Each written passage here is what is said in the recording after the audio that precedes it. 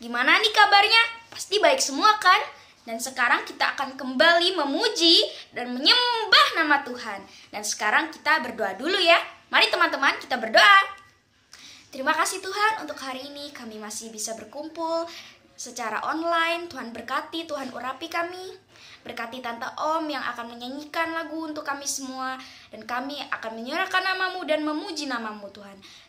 Terima kasih Tuhan, dalam nama Yesus tutup bungkus dengan kuasa darah-Mu. Haleluya. Amin. Bye-bye. Wah, ada Tante Gaby tuh. Serius banget main HP-nya. Mending Om Yosua kagetin. Tante Gaby. Aduh, Om Yosua kagetin aja. Maaf Tante Gaby. Lagian Om Yosua lihat Tante Gaby serius banget main HP-nya. Iya, Tante Gaby lagi serius main HP. Om Yosua kagetin. Ya udah Tante, maaf Tante. Gak boleh marah-marah dong Tante. Karena anak-anak Tuhan gak boleh marah Tante. Anak Tuhan itu harus sabar. Gak suka marah-marah Tante. Mending daripada marah-marah Tante, kita memuji Tuhan bersama-sama teman-teman Alkids. Ayo adik-adik, kita memuji Tuhan. Kita mau bersorak-sorai buat Tuhan. Haleluya. Haleluya.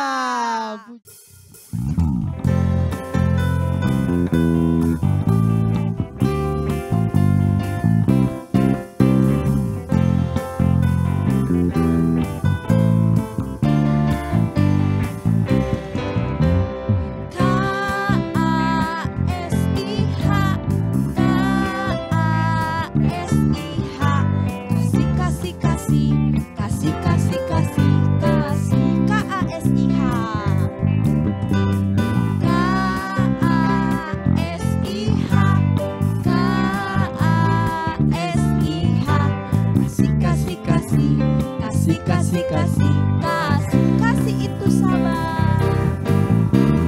Kasih itu sabar, tidak suka marah-marah.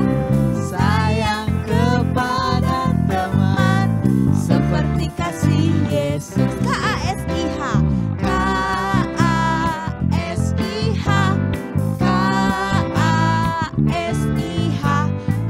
KASIH. Kasih, kasih, kasih, kasih, kasih, kasih, KASIH. KASIH, KASIH. Kasih, kasih, kasih, kasih, kasih, kasih, kasih, kasih itu sabar. Kasih itu sabar, tidak suka marah-marah. Sayang kepada teman, seperti kasih Yesus. Kasih itu sabar. Kasih itu sabar, tidak suka marah-marah. Sayang kepada teman, seperti kasih Yesus. Lagi ya, kasih itu sabar. Kasih itu sabar, tidak suka marah-marah. Sayang kepada teman, Seperti kasih Yesus. Seperti kasih Yesus. Seperti kasih Yesus. Seperti kasih Yesus. Haleluya. Haleluya. Tuhan, gitu Tante. Kasih itu gak pernah marah-marah Tante, gak suka marah-marah. Kasih itu sabar. Karena Tuhan Yesus terlebih dahulu mengasihi kita. Tante tahu gak kasih Yesus itu? Kasih Yesus itu indah. Nah, kasih Yesus itu indah, benar sekali Tante. Yeay. Lebih indah dari pelangi, lebih indah dari bintang di langit, dan lebih indah dari bunga di padang. Iya.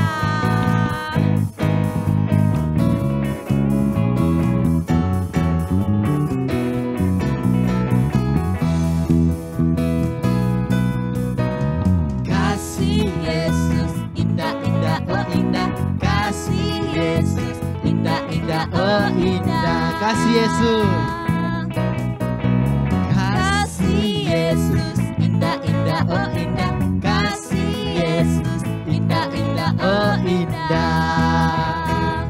Lebih indah dari pelangi, lebih indah dari bintang di langit, lebih indah dari bunga di taman. Oh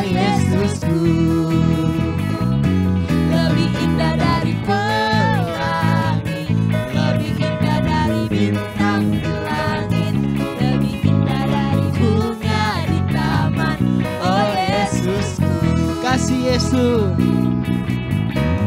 Kasih Yesus indah indah oh indah. Kasih Yesus indah indah oh indah. Lebih indah dari pelangi, lebih indah dari bintang di langit, lebih indah dari bunga di taman. Oh Yesusku, lebih indah dari pelangi, lebih indah dari bintang di langit, lebih indah dari bunga di taman. Oh Yesus. Ikut gerakan Om dan Tante ya.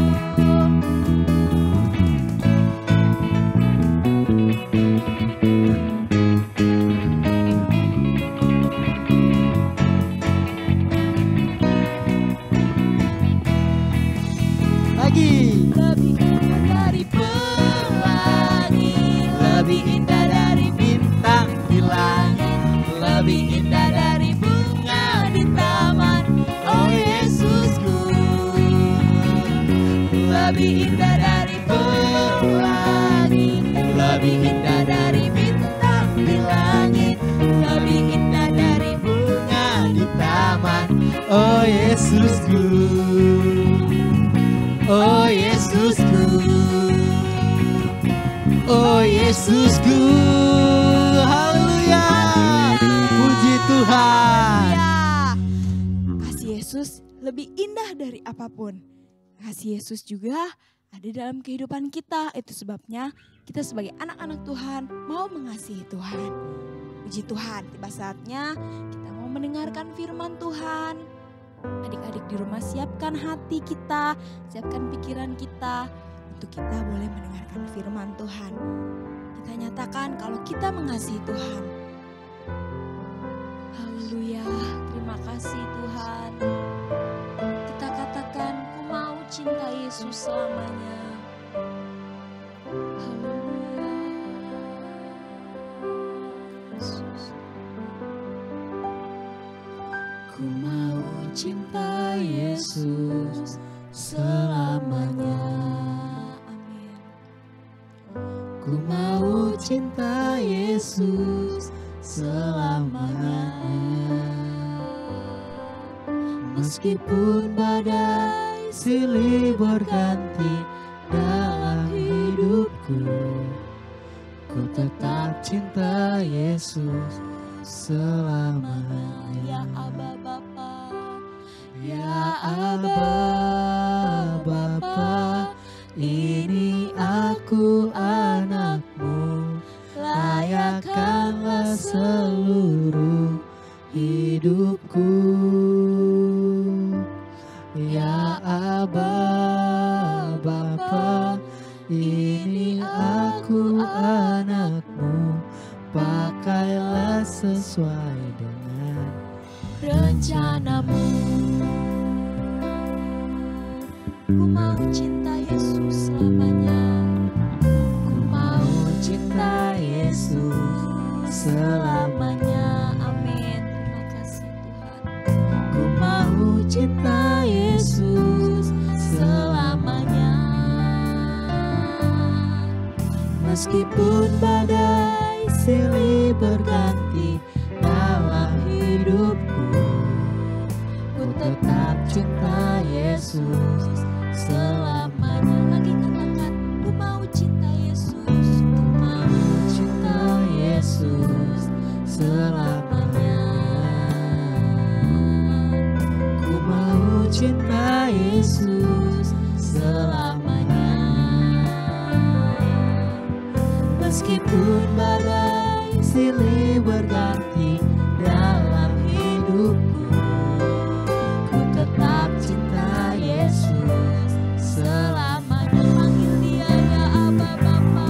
Ya Aba Bapa, ini aku anakmu, layakkanlah seluruh hidupku.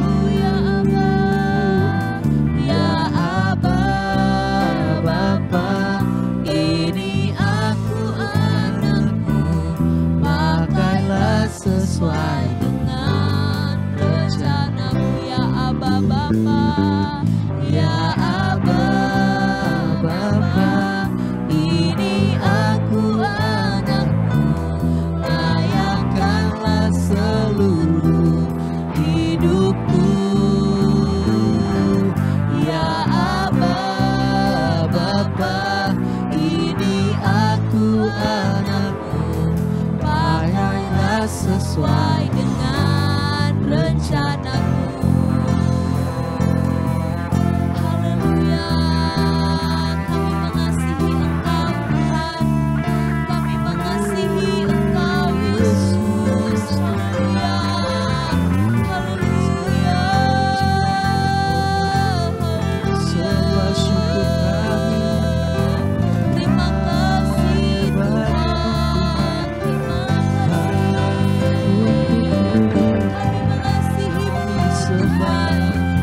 cinta kepadamu Tuhan. Haleluya, haleluya. Ya Aba, Bapa, ini aku anakmu, layakkanlah seluruh hidupku. Ya Aba, Bapa, Ya Aba, Bapa, ini aku anakmu, pakailah sesuai dengan rencanamu. Ya Aba, Bapa, ya Aba, Bapa, ini aku anakmu, layakkanlah seluruh hidupku.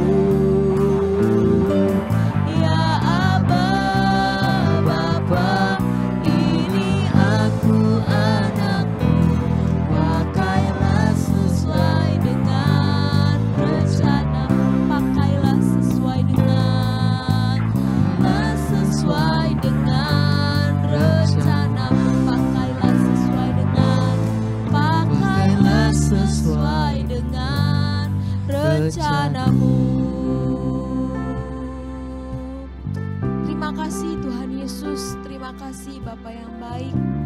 Kami sungguh mengasihi Engkau Tuhan, kami sungguh mencintai Engkau Tuhan Yesus. Terima kasih kami sudah memuji, memuliakan nama Tuhan. Dan kami rindu diisi lagi oleh firman Tuhan. Tuhan tolong kami, Tuhan mampukan kami untuk kami boleh mengerti firman-Mu. Berbicaralah Tuhan melalui kami semua anak-anak sekolah minggu yang ada. Tuhan memberkati guru-guru sekolah minggu kami yang akan menyampaikan firman Tuhan. Tuhan memberkati. Terima kasih Tuhan. Kami siapkan hati kami siapkan pikiran kami untuk kami boleh menerima firman-Mu. Hanya di dalam nama Tuhan Yesus Kristus kami sudah berdoa dan mengucap syukur. Haleluya. Amin. Puji Tuhan. Haleluya. Selamat hari Minggu teman-teman semua dimanapun teman-teman berada. Dan senang sekali Om Rizky kembali bisa berjumpa dengan teman-teman dimanapun teman-teman berada. Sekalipun saat ini masih sedang online atau ibadah online. Tetapi itu tidak mengurangi rasa sukacita dalam kita memuji Tuhan, dalam kita memuliakan Tuhan. Nah, pada hari ini kita akan sama-sama belajar kebenaran firman Tuhan yang terambil di dalam kitab Kisah Para Rasul. Sekali lagi kitab Kisah Para Rasul pasal yang ke-9. Ayat yang pertama sampai ayat yang ke-18. Tapi kita tidak akan baca semuanya ya. Kita akan baca mulai dari ayat yang ke-3 sampai ayat yang ke-6. Sekali lagi, kitab Kisah Para Rasul pasal yang ke-9, ayat yang ke-4 sampai ayat yang ke-6. Nah, kita akan baca ayat ini ya. Om Rizky baca, teman-teman semua memperhatikan ayat-ayat ini. Nah, Kisah Para Rasul 9 ayat yang ke-3 sampai ayat yang ke-6. Demikian firman Tuhan. Dalam perjalanannya ke Damsyik, ketika ia sudah dekat kota itu, tiba-tiba cahaya memancar dari langit mengelilingi dia.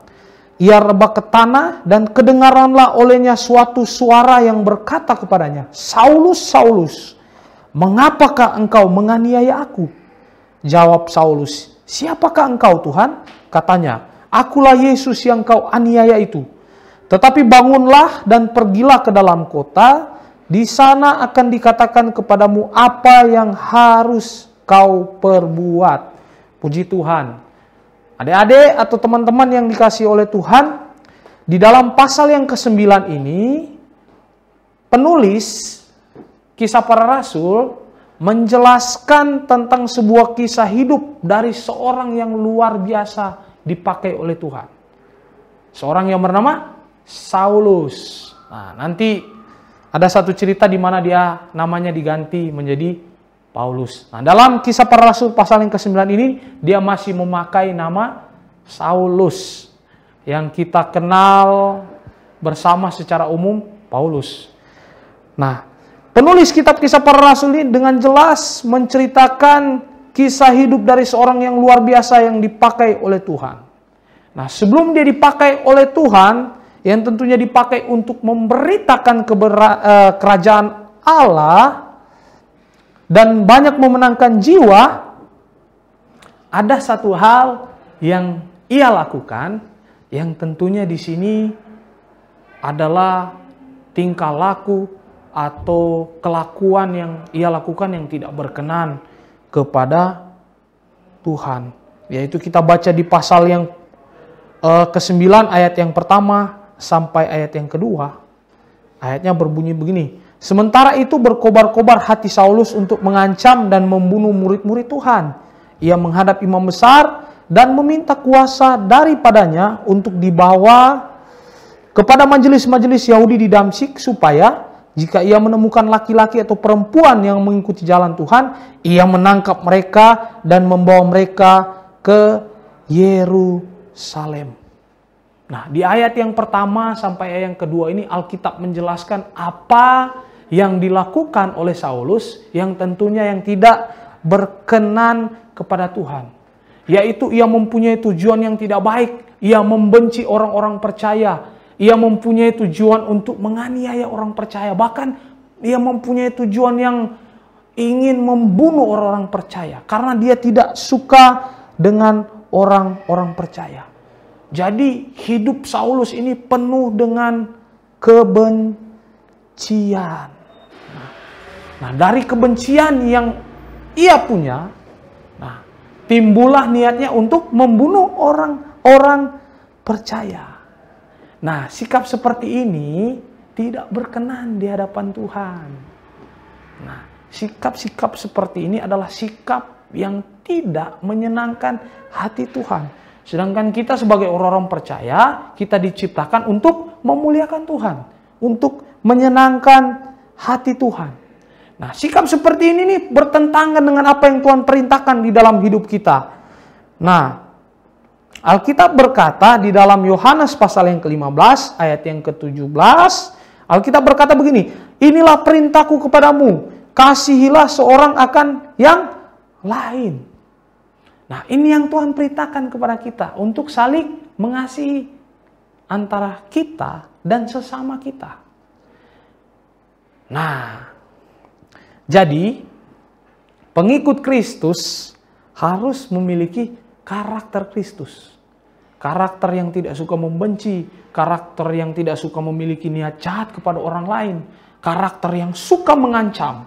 Tetapi kita harus memiliki karakter Kristus, yaitu mengasihi sesama kita, mengasihi orang tua kita, mengasihi teman-teman kita, mengasihi orang-orang yang ada di sekitar kita. Nah, inilah yang dimiliki oleh Saulus. Dia penuh dengan kebencian sehingga ia mau membunuh orang-orang percaya pada waktu itu. Di ayat yang pertama sampai ayat yang kedua. Nah, di ayat yang keempat sampai ayat yang keenam, Alkitab berkata, ia rebah ke tanah dan kedengaranlah olehnya suatu suara yang berkata kepadanya, Saulus, Saulus, mengapakah engkau menganiaya aku?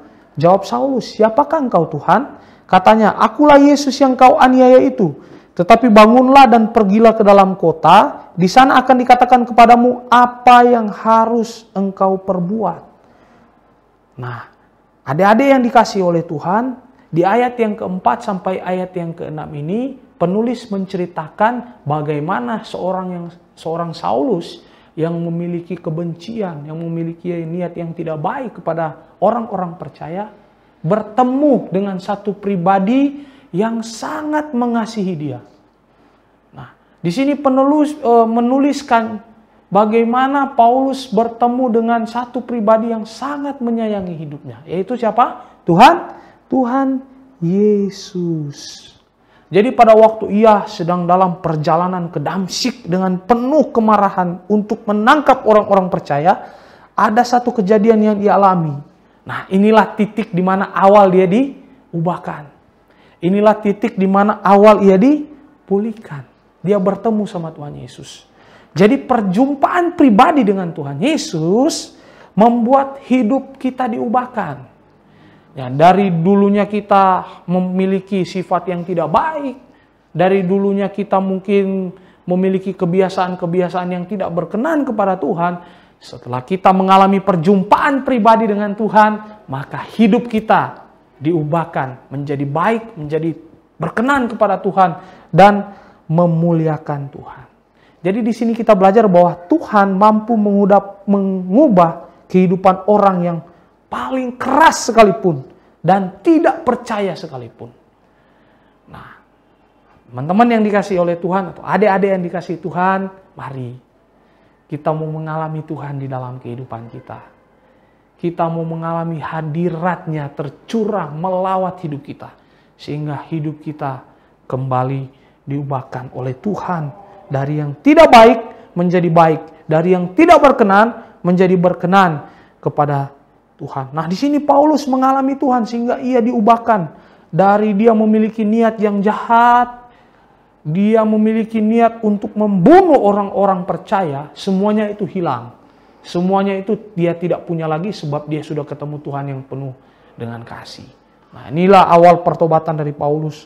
Nah, setelah dia mengalami Tuhan dan dia diubahkan oleh Tuhan, di ayat yang ke-15 sampai ayat yang ke-16 di pasal yang ke-9, firman Tuhan berkata, tetapi firman Tuhan kepadanya, pergilah, sebab orang ini adalah alat pilihan bagiku untuk memberitakan namaku kepada bangsa-bangsa lain serta raja-raja dan orang-orang Israel.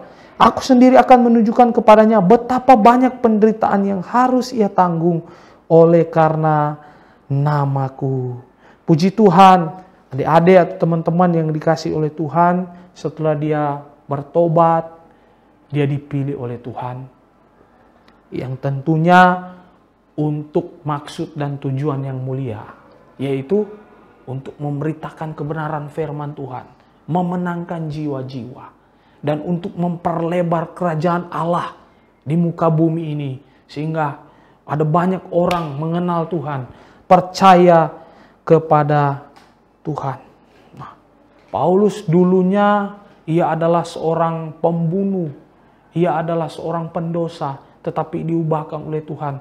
Dan setelah dia diubahkan oleh Tuhan, dia dipilih Tuhan untuk menjadi alat kerajaan Allah, untuk menjadi alat kemuliaan Allah. Nah, Paulus bisa dipilih Tuhan menjadi alat Tuhan.